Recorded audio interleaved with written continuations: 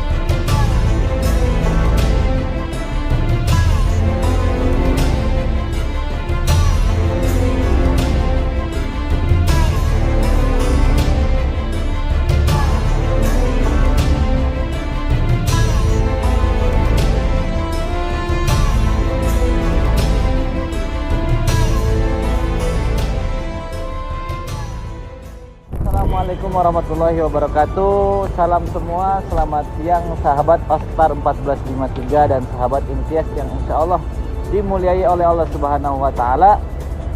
Siang hari ini seperti biasa saya bersama Ustadz Rizky. Kita sudah berada di Besiktas ya Ustadz ya? Iya, Besiktas. Ini BTW kita di sini ngapain nih Ustadz? Kita insya Allah akan berziarah ke makam Khairuddin Barbaros dan mengunjungi Museum Angkatan Laut atau Deniz Müzesi, punyanya Republik Turki dan Turki Utsmani. Khairuddin Barbaros. Ya, Khairuddin Barbaros. Khairuddin Barbaros ini yang sering kita dengar nih, Ustaz. Seperti film di Pirates of Caribbean, orang yang selalu menjajah, habis itu merampas, seperti itu, Ustaz. Ya. Apakah mirip ceritanya dengan seperti itu? Ya, ini sebenarnya merupakan salah satu distorsi sejarah dari orang-orang Kristen Eropa ketika itu.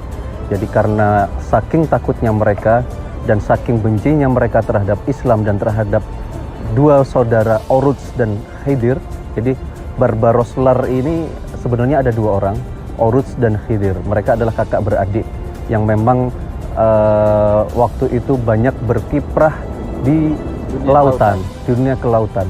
Dulunya mereka adalah penduduk lahirnya di Andalus. Orang tuanya berasal dari sana, orang Turki yang tinggal di Andalus ketika itu. Oh, aslinya orang Turki? Ya, aslinya orang Turki, lalu mereka tinggal di Andalus dan terusir dari sana. Akhirnya karena tidak ada catatan jelas kenapanya, yang jelas mereka terusir dari sana, lalu mereka berpindah ke Lesbos. Mereka tinggal di Lesbos dan besar di Lesbos. Ayahnya juga seorang admiral dari Turki Utsmani dulunya. Lalu ketika mereka besar, Khidir dan Oruç ini banyak berkiprah di lautan sebagai pelaut memang. Kerjaannya sebagai pelaut dan mereka ini sering menghalangi kapal-kapal Eropa, kapal-kapal Kristen Eropa ketika itu yang melakukan aksi perampokan di laut. Sebenarnya yang perampok itu ya orang-orang Nasrani Eropa ketika itu. Tapi karena mereka benci, karena mereka malu dengan kekalahan dengan kesuperioran Khairuddin Barbaros, dua orang ini, Orus dan Khidir ini, maka mereka menceritakan kepada anak cucunya ini merubah sejarah, didistorsi, bahwa diputar balikan faktanya bahwasanya dijadikan Horus dan Khidir ini sebagai bajak lautnya, mereka sebagai pahlawannya, padahal aslinya tidak begitu. Aslinya mereka yang menyelamatkan. Mereka yang menyelamatkan.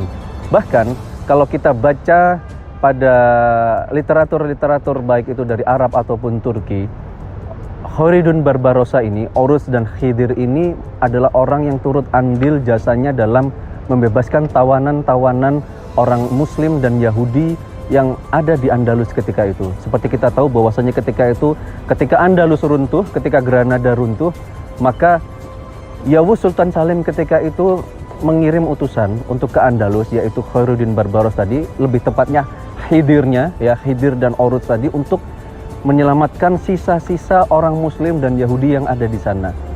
Jadi mereka ini orang-orang Yahudi dan Islam yang ada di Andalus ketika itu, mereka disiksa, dipaksa masuk Kristen, lalu dipenjara, tidak dikasih makan, bahkan setiap hari mereka ini disiksa untuk dipaksa masuk Kristen.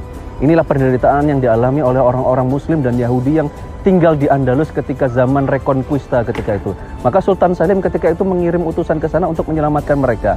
Jadi Khairuddin Barbaros ini salah satu tentaranya, panglima utama di Daulah Utsmaniyah. Ya, ketika Sultan Salim mendengar bahwasanya dua kakak adik Orus dan Khidir ini sepak terjangnya di lautan ini sangat baik, dan mereka seorang Muslim, maka mereka berdua ini dipanggil ke istana oleh Yavuz Sultan Salim. Asalnya bukan siapa-siapa. Asalnya bukan siapa-siapa. Tapi memang dulu bapaknya pernah mengabdi di Kesultanan Turki Utsmani sebagai pelaut juga. Nah, ketika dipanggil, beliau diberikan jabatan sebagai admiral atau kapten kapal, lalu diberikan armada kapal dan diberikan anak buah kapal yang banyak, ditugaskan untuk menyelamatkan tadi Muslim dan orang-orang yang ditawan oleh tentara Eropa di Andalus ketika itu. Lalu mereka juga diutus untuk ke Aljazair, untuk membebaskan Aljazair dari penjajahan Perancis dan Italia ketika itu. Lalu mereka juga diutus ke Tunisia. Jadi jasa Khairuddin Barbarossa dalam dunia Islam ini cukup besar. Bahkan bukan hanya Khairuddin Barbarossa saja. Dalam catatan sejarah umat Islam, kalau kita tahu dan kita mau membaca literatur yang ada, peran umat Islam dalam lautan itu sudah dimulai sejak zaman Utsman bin Affan. Bahkan ekspedisi pertama dulu yang dipimpin oleh Muawiyah bin Abi Sufyan itu sudah membebaskan Pulau Siprus. Oh, ini awal mula adanya kapal bajak laut seperti itu? Bukan kapal bajak laut, jadi maksudnya umat Islam itu sudah memulai kiprahnya di dunia lautan itu sejak zamannya kepemimpinan Utsman bin Affan. Sahabat Rasulullah ketika itu beliau sedang menjabat sebagai khalifah. Di masa kepemimpinan beliau lah Muawiyah diutus untuk membebaskan Pulau Siprus. Jadi itu ekspedisi lautan pertama. Lalu dilanjutkan yang ekspedisi kedua di zamannya Muawiyah ketika menjadi khalifah, beliau mengirim anaknya Yazid bin Muawiyah untuk membebaskan Konstantinopel yang sering kita dengar ceritanya, yang diikuti oleh salah satu sahabat yang paling besar ketika itu, Abu Ayyub Al-Ansori, yang makamnya berada tepat sekarang di daerah yang bernama Ayyub Sultan. Itu adalah ekspedisi kedua. Nah, jadi umat Islam ini sudah termotivasi sejak dulu. Walaupun ketika itu orang Arab tidak terbiasa hidup di laut dan tidak mengenal bagaimana cara berperang di laut, tapi mereka termotivasi oleh hadis yang disampaikan oleh Rasulullah, bahwasanya ketika itu Rasulullah SAW pernah suatu saat ketika berada di rumahnya Ummu Haram, beliau terbangun dari tidurnya lalu tersenyum. Ummu Haram bertanya kepadanya, "Wahai Rasulullah, apa yang membuatmu tersenyum?" Lalu Rasulullah menjawab, "Sesungguhnya aku diperlihatkan oleh Allah rombongan dari umatku berlayar di lautan seperti seorang raja yang duduk di atas singgasananya." Mimpi Rasul. Rasulullah diberikan mimpi oleh Allah sampai 3 atau 4 kali kalau nggak salah. Itu dalam tidurnya beliau diperlihatkan bahwasanya segerombolan umat muslim ini berlayar di atas lautan dengan kapal-kapal yang besar seperti seorang raja yang duduk dalam singgasananya. Dan ini menjadi kabar gembira dan menjadi bisyarah bagi umat muslim ketika itu. Maka sejak itulah umat muslim berbondong-bondong, terutama bangsa Arab ketika itu di masa-masa awal, mereka belajar. Mereka mengkaji bagaimana cara berlayar di lautan, bagaimana cara membuat kapal. bagaimana cara membuat peta, bagaimana menentukan arah angin. Ini semua mereka pelajari. Bahkan kalau Untuk jihad fisabilillah. untuk jihad fisabilillah, menyebarkan Islam ke seluruh penjuru dunia, gitu.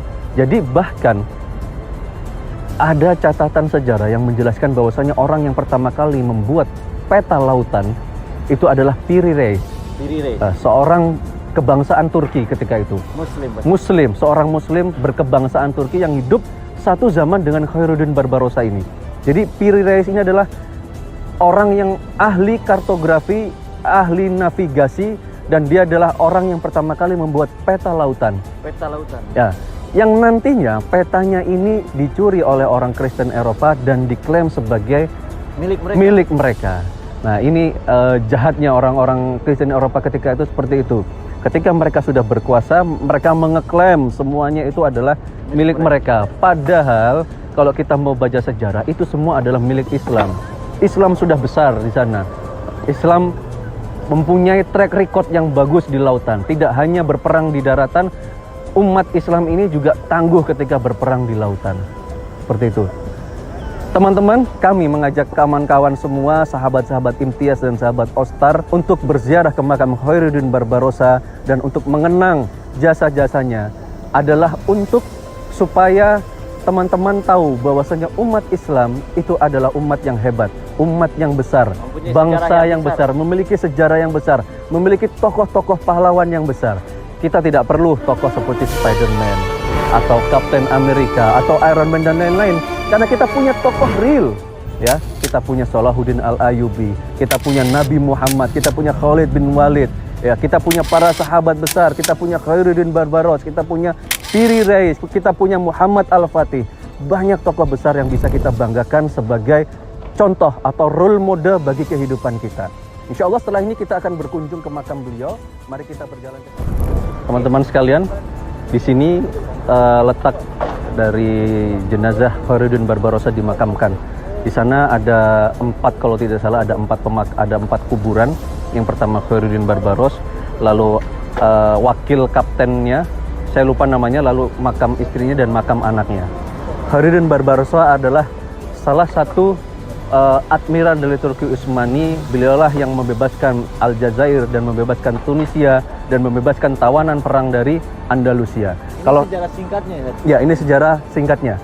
Banyak beberapa peperangan yang beliau menangkan di lautan. Maka track record beliau di lautan inilah yang membuat orang-orang Kristen Eropa ketika itu ketakutan dan memutarbalikkan fakta, merubahnya menjadi sosok bajak laut yang bengis dan jahat.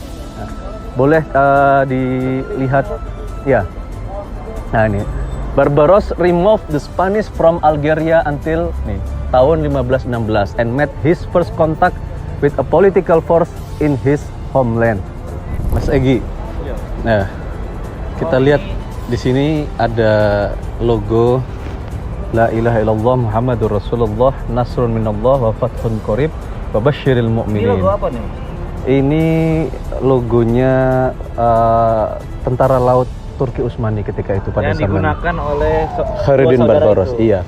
Ini adalah logonya admiral atau tentara lautnya Turki Utsmani. Di sini ada nama Abu Bakar, Umar, Utsman, Ali. Ini melambangkan bahwasanya mereka adalah ahlu sunnah. Nah, ini moto mereka. Jadi di setiap bendera-bendera panji perang Turki Utsmani itu selalu ada ayat-ayat jihad. Nasrun minallah wa fathun qarib wa basyiril mu'minin ya Muhammad. Lalu inna fatahna laka fathan mubinan. Habis itu wajahidu fisabilillah. Itu selalu ada. Dan ini mewakili. Ini membuktikan bahwasanya mereka adalah orang Islam, ya. Orang Islam, lalu di sini Islamnya Islam Sunni. Nah, ini adalah lambang dari pedangnya Ali bin Abi Thalib, Zulfikar. Makanya ada 2 cabang begini, pedangnya Ali bin Abi Thalib itu. Nah, ini bukannya lambang Yahudi nih, Seth? Ya, ini sebenarnya adalah lambang dari Nabi Sulaiman. Namun jauh sebelum Yahudi menggunakannya sebagai simbol agama mereka. Kita tahu kan Yahudi berdiri pada tahun 1900-an ya. Nah, ini jauh sebelum itu, ini masih tahun 1500-an. Itu dulu sudah dipakai oleh Turki Utsmani. Karena ini menurut mereka sebagai lambang keberuntungan di lautan. Di lautan itu mereka gunakan itu. Makanya mereka taruh di panji perang mereka. Kita coba lihat ke sini, Mas. Di sini ada penjelasan siapakah Khairuddin Barbaros. Admiral in Chief Barbaros Khairuddin Pasha. Beliau lahir pada tahun 1478. Tanggalnya tidak diketahui, namun tanggal wafat beliau 4 Juli 1546. Berarti ini menunjukkan bahwasannya tadi kan antum nanya masalah bintang David tadi ya. Nah, ini berarti beliau menggunakan bintang David itu sejauh sebelum berdirinya negara Israel. Berarti sudah digunakan beliau. Ini berarti abad ke-15 sampai abad ke-16 beliau hidupnya. Di zamannya siapa? Yawuz Sultan Salim. Bahkan ketika zamannya Sultan Bayazid kedua beliau sudah hidup. Tapi nama beliau mulai naik daun itu pada zamannya Yawuz Sultan Salim, lalu sempat bertemu dengan Sulaiman Al-Qanuni juga. Nah, Ini sekitar 60-an tahunan ya beliau hidup. ya. Nah, kalau di sini penjelasannya kita baca bahwasanya yang membangun makam beliau ini adalah Nimar Sinan. 5 tahun sebelum wafatnya Khairuddin Barbaros. Sudah disiapkan. Sudah disiapkan. Nah, ini di sini ada beberapa makam kecil-kecil. Kalau penjelasan di sini yang dimakamkan di sini adalah orang-orang terdekat dari beliau, lalu awak kapal beliau dan mantan-mantan pelaut Turki Utsmani. Rata-rata yang dimakamkan di sini adalah semuanya pelaut dari Turki Utsmani. Ya, sekarang kita coba masuk ke makamnya. Di dalam pemakaman ini atau di Tur B ini ada 4 makam. Yang pertama, yang tengah itu makamnya Khairuddin Barbaros atau Haidir. Lalu sampingnya itu makam wakilnya dia ketika beliau menjadi kapten. Di sampingnya ada makam anaknya dan makam istrinya.